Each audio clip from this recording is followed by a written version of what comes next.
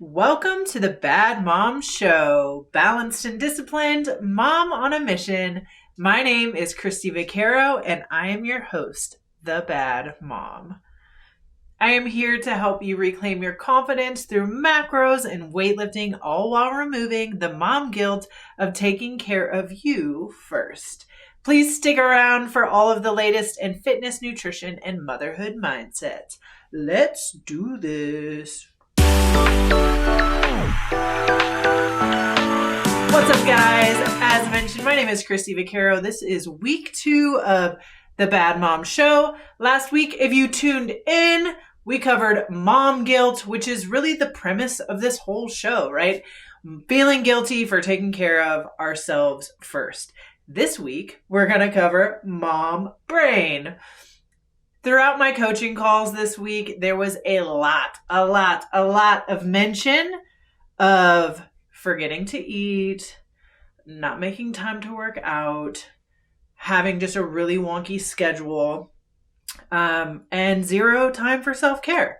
And so I kind of called it mom brain because forgetting to work out, forgetting to eat, just feeling kind of scatterbrained. That's where that whole concept came from, right? Mom brain. So how do we continuously fall into this trap of scheduling for everyone else except for ourselves? Like moms, dads, if you're listening, I'm sure some of you can relate. It's like, I got my shit together for my kids. I am doing the thing for everyone, but I completely forgot to eat. I completely forgot I had scheduled this pedicure, or I just didn't make time for myself to work out. I hear it all the freaking time. And so what is the best way to ensure that we carve that time out for ourselves? Because obviously we only have 24 hours in the day, and there's a lot of time that goes into prepping our kids, making their lunches, getting them off to school, making sure that they're picked up on time, and then they get to their after school activities, and then you get them home, and then. And that's the season that I am currently in. Before that, right? When you have a new baby, oh man, you're not sleeping likely. If you are sleeping, God bless you. You're probably not sleeping well. If you're breastfeeding or pumping, you're waking up to do that. If you're not, you're still waking up to feed the baby. There's just so much around the clock care that goes into newborns, and then, toddlers. And then once you get into the early childhood where they are going off to school and they do have after school sports, and then they get older and you're probably doing even more sports, and maybe they're competing, and maybe you're traveling to compete. The theme of motherhood and parenthood is, it doesn't get easier, it just gets different. I remember when one of my clients told me that in personal training. They're like, Kristi, it never gets easier, it just gets different. And this is someone who had, at the time, their kids were 26 and 24. And I think I was 25. I joked that I was their middle kid. But they're like, yeah, I still worry about my kids, and I still am doing this, and I'm still doing that. And it's no matter how old your kids are, if they're days old or in their 20s, there's still going to be worry. There's still going to be responsibility. There's still going to be things to do. So today we're going to kind of talk about reverse engineering your schedule to make sure that you weave in that self-care, those meals. I mean, hello, we got to eat, people, and our workouts and anything else that you need to fit in. So what I like to do is start at the end of my day and work backwards. If we know we only have so many hours in the day, what is the ideal bedtime? I'm going to interject here and encourage you all to consider an earlier bedtime. My husband and I go to bed at the same time our kids go to bed. We literally all four disperse and go to bed at the same time. Reason being, I want a few hours in the morning to do my thing before the kids wake up and start to do their thing. I want to get a certain amount of self-care in for myself in the morning before they wake up. watching Netflix at night until 10, 11, 12 p.m. is not worth it to me to sacrifice my mornings, because what I get done in the mornings sets the tone for my entire day. And so I know there's a lot of you that are like, oh, well, that's like my only time. Like, that's my peace and quiet. That's, my husband and I, we like to watch a show. That's when I this, that's when I that. I get that, and I hear you. Steve and I used to, I remember when we watched Breaking Bad. I had not seen it. He had watched it years ago, and we were on a Breaking Bad kick. And then I loved Seinfeld growing up, and I was like, you got to watch all the seasons of Seinfeld. So, we've been there, done that, but it's not worth losing your mornings when you curate this morning routine where you get so much done. So, if we're starting at bedtime, I'm going to use our situation as the example. We all go to bed between 8:30 and 9:30 at night. I have that range because some nights we get home from practice at 7:45. It's really hard to get dinner, showers, and into bed by 8:30 on those nights. So those nights we're pushing it just a little bit past 9. On the nights that we don't have late practice, we're in bed by 8:30. And the TV, this is another point of contention for couples sometimes. One person likes to watch TV until they fall asleep. The other person doesn't. Communicate. We all know that turning off our phones, turning off the TV, that helps for a better night's sleep. So if it's important to you to sleep better, to get to bed earlier, and if that's going to help you as an individual, you got to have that conversation with your significant other and go, hey, this is important to me. I want to start working our bedtime back. I want to consider turning the TV off a little bit earlier. Are you on board with an electronic cutoff time, right? So if we're reverse engineering, we're starting at bedtime and we're going to work our way backwards.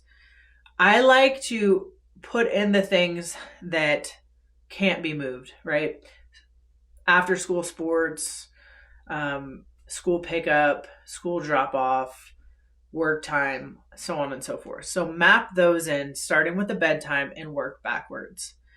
Now let's put in your meal times, because this is one that a lot of people miss, and they just kind of, I hear everything from, I'm just not hungry throughout the day, or I forget to eat. I'm definitely not hungry at breakfast. Sometimes I have my first meal around 11, maybe 3, whatever the case may be. I want to, if you have macros from me, I've broken down your macros into 3 meals and 1 snack, or 3 meals and 2 snacks, depending on how, what your total calorie count and macros are. So if we're going to work those in, we're starting at bedtime. When are you fitting your dinner in? Ideally, in a perfect world, you're having dinner 90 minutes to 2 hours before bed, so you have that digestion time. So we're going to work backwards. So if bedtime's at 9, your last meal is maybe 6, 6:30, 7 at the latest, if that works. And we're just going to keep working backwards. Where does it make sense for you to have a snack? For me, snack is great on the school pickup, on the way to pickup. If you follow me on Instagram, a lot of times I'll do a protein smoothie for me and the boys. I'll work out before I pick them up. I'll make the smoothies. I'll have them in the car. They get protein. They get carbs from fruit. I get protein. I get carbs from fruit, which is my favorite post-workout shake. So that is a great snack on the school drive to pick up. That's called a habit stack. So if you've read Atomic Habits, if you have not, get on Amazon, order now. Such a good book. So habit stacking is taking something you already do, in this instance, driving to pick the kids up from school, with a habit that you want to add in. So for me, having that protein shake ensures that I hit my protein goals. It ensures my kids get a healthy nutrition after school. Habit stack, daily protein smoothie with the school drive pickup. That is a perfect habit stack. So that would be the snack, right? Now let's work backwards. We said we're working out, at least in my case, working out before the school pickup. That workout happens from 2 to 3 because I pick my kids up at 3:30. So I'm working out from 2 to 3. So that means I need to be having lunch at noon. You see how I'm doing this? I'm working backwards, starting at the very end of my day, all the way to my wake up. So if I'm having lunch at noon, what time am I having breakfast? Probably 8:39, right? And then working back from there, what am I doing from 4:30 a.m. to 9 a.m.? Ooh, that's such a big chunk of time for myself. I know all y'all that think I'm crazy for waking up at 4:30. When you start doing it and you realize you can like read and journal and drink your coffee in peace and do another workout if you want, go for a walk, go for a run, walk your dogs, do jujitsu if you're crazy like me. So much room for activities. Guys, I was a self-proclaimed night owl. I'm not a morning person. I'm just not a morning person. I don't do the mornings. That was me. I'm a night owl. Then I had kids, and I realized, if you remember the theme of last week's call, preference versus reality, my preference was to be the super cool night owl and sleep in. And then reality is kids don't GAF. They don't give a flying fuck. They gonna wake you up. So I was like, all right, you little loves of my life. You gonna wake up at 7? I'm gonna wake up at 6. And then some days they were like, hey, what you doing at 6, girl? I want to wake up at 6. And I was like, all right, I'm going to wake up at 5. And I just worked that shit back. And now I'm like 4:30. They ain't waking up at 4:30. No siree. So 4:30 is my time. And the only way 4:30 happens, right? Oh, we're going to go back, is if I'm in bed by 8:30 to 9:30. That's the only way it happens. 7 to 8 hours of sleep, guys. Make that a priority. So we reversed engineered. That is your homework. That is your homework. You're listening to this maybe on a Monday, maybe not. It releases on a Monday, but I want you to sit down sometime this week, reverse engineer your schedule, make a list of everything that has to get done, everything you want to get done, and then each individual day, based on after school sports and this and that and the other, you may have other things in there. Another super random tip that has been game changing for me and my productivity, my house being clean, all that stuff, is doing daily laundry. I know some of you do like once a week laundry. I don't know how you do that. The amount of clothes in my house would be so overwhelming. I do 1, sometimes 2 loads of laundry a day. I say 2 because we sauna a lot and we have jujitsu gis and like bulky items. So some days I do like that and regular laundry, but I'm doing laundry daily.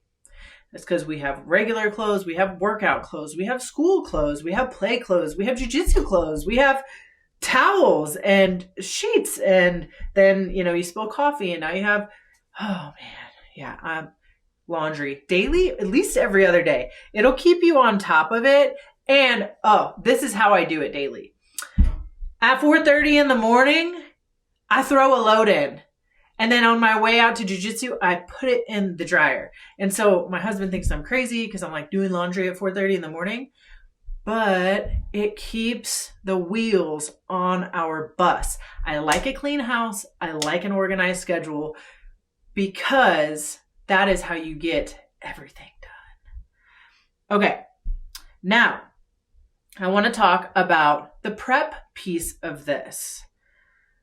Meal prepping, you guys. I know we talk about it a lot. At least I talk about it a lot. If you're spending time every night deciding what we're going to have for dinner as a family, you are wasting so much time. I am not saying family dinners are a bad thing. We do family dinner every night. Don't get me wrong. Every single night we sit down, the 4 of us at the table, 6 of us, if you want to include the begging dogs that have their heads on our legs. So rude. We have family dinner every night, but I am not making fresh dinner every night. We save that for the weekends when we have extra time to spare. During the week, It's chaos. There's moving parts. We're always going, go, go, go, go. We are a very active family. I'm not wasting time going, okay, guys, what sounds good tonight? All right, I'm going to go to the store. I'm going to get the ingredients and then I'm going to make it. Hell no. That's not going to happen. Not going to happen. I encourage you to do some advanced prep work. If you absolutely refuse to eat leftovers, at least prep the ingredients, at least bulk grocery shop, at least plan ahead. There are a million ways to eat an elephant, or whatever the phrase is. You can prep in some form or fashion. You can, pre-marinate a couple different meats and have those with dates on them or whatever. Personally, we've been using a meal prep company in town. Cooking is kind of canceled in our household in this season of life. We still cook on the weekends. We do family steak Saturdays, where we do a nice steak dinner that we make at the house. But throughout the week, we like meal preps. We like easy. We like pre-cooked proteins. Or I will pretty much every week take ground beef. Shout out to American Rancher Beef. Their beef is unmatched. It is so good. So we order in his beef, and then I will make taco meat, 2 to 3 pounds of ground beef tacos. This past week we did like spaghetti because Colt wanted the long swirly noodles. He wanted to swirl the noodles around his fork. So we did spaghetti this past week with it. But every week I know I'm going to be browning 2 to 3 pounds of ground beef. I had a client message me the other day. She goes, what do you do with ground beef? Like burgers and tacos and spaghetti? And I was like, yep, it's easy. I can do burgers, tacos, spaghetti, meatloaf, meatballs, really, really easy stuff that the whole family can eat. Yeah, that's what I do. So every week we'll do that. We'll get some meal preps. We'll get some pre-cooked proteins, and we'll have it all set in the fridge, ready to go. Steam bag veggies is the season I'm in. Unless it's steak Saturday, then we'll do some fancy broccolini, asparagus, whatever. Simple, guys. Keep it really simple. So that's the first thing I want you to think about prepping. What's realistic in your lifestyle? Which season are you in? And do you realistically have the time to be making fresh dinner every night? Or are you defaulting to drive-thrus and convenience foods that really aren't the best for you guys' health and your goals? And then the next thing I want you to think about prepping. This is something that most of us probably did as kids, maybe not, but I remember always laying my clothes out the night before school, trying my outfit on, making sure that I had what I wanted to wear. I still do that now. I lay out, if I have jujitsu in the morning, I pre-pack my gi or my rash guard. Then I lay out what I'm going to wear after I shower for work all day, which is usually some sort of athletic, how do you say it? Athleisure leggings, and a nice sweatshirt that matches. Lululemon, something of Lululemon is likely what I'm going to be wearing. So then I lay that out. And then if we have something else after school, the boys have practice. I'm laying that out. So I'm laying out all the clothes. And that's because I don't want to think about it in the morning. I just want to get up. I want to put my sports bra on and my shorts on and my sweats and grab my gi and get out the door. And then when I get home, I just want to throw all that in the laundry and put on my next outfit. So lay out your clothes before. If you're a coffee drinker, hey, set your pot up the night before. This makes for a really great morning when the coffee pot has done the do. So set your coffee pot up. If you're reading, if you're writing, self-development, one habit that I had to habit stack until it became a habit was every morning I would drink my coffee and I would scroll on my phone. I was like, damn, I really want to start training my brain and pouring into my brain. I want to start reading. And I kept forgetting to read because my book was on my nightstand upstairs, but I was downstairs drinking my coffee. Sounds so silly. I had to start putting my gratitude journal and my reading book on the armchair, the arm of the chair. So every night I set my book out in the chair that I'm going to drink my coffee in. If you are a morning workout person, I recommend you, I have one over here, get a little whiteboard and write out your workout the night before. It's going to save you time in the morning. It's going to already program your brain and what the workout is that you're planning to do. That way you're not wasting time in the morning, pulling out the app, seeing and watching the video, seeing if you understand what you're doing. So set yourself up for success. I always say, your tomorrow self will thank you. What does your tomorrow self need to be successful? So those are all the prep items. So if you're following along and doing this homework with me, you're going to reverse engineer your day. You're going to write it all out. You could just write it out on paper for now, whiteboard, whatever. Write it all out. Write out your prep list. What do you need to prep to be really successful for you and for the family? And then we're going to go into phase 3, which is actually planning it. So that looks like, for me, I use my Google Calendar. Listen, this is weird, but I still have all of my paper planners from like the last decade. I don't know why. I'm a slight like notebook hoarder. I have all my workout journals from 10 years. I have all my personal training planners from 10 years. I think it just signifies growth for me in so many different ways, and I'm just a weirdo and I keep them. I'm saying this because I was really hesitant to switch to my Google Calendar. Now I'm a Google Calendar, like I just love it. But I, for a long time, refused. So whatever phase of calendaring you're in, that's okay. Do your calendar. I like Google Calendar because then you can share it with your spouse or a relative or someone that maybe helps you with the kids so they can kind of see what you have going on too. I know there's a lot of family sharing calendar apps now that are probably cooler than Google Calendars. Whatever you're going to use it. Put these things in there. Your meals, your meal prep, your workouts, school pickup, school drop off, all the things. My business coach said, things that get scheduled get done. Ain't that the truth? If you have a doctor's appointment, you're going. If you have a school pickup in there, you're going. If you have a meeting, you're going. If you have your workout, you'll do it. It's in your calendar. It is an important date that you have made with yourself. Speaking of important, if it is important, you'll find a way. If it is not, you'll find an excuse. That's one of those like corny gym quotes, but it is so true. If it is important to you, you will find a way to make it work, to fit it in, to get it done. So put it in your calendar. Remember how important it is to you. Remember how important it is for you to take care of your needs as well. And then I'm still a stalker for sticky notes, man. I'd be lying if I didn't say I don't have sticky notes all over my damn house. Like, I do sticky notes, I do paper planner, I do electronic planner, and wipe off board, dry erase. I just like to have reminders of all the things that we need to get done in the week to make it a really successful week and to prevent mom brain from sinking in. So I hope that you guys have some takeaways from today's lesson or talk or whatever you want to call it on all things making time for yourself. Remember, we're going to reverse engineer our day. We're going to write down our prep list, and then we're going to actually take action and plan it and execute. Okay?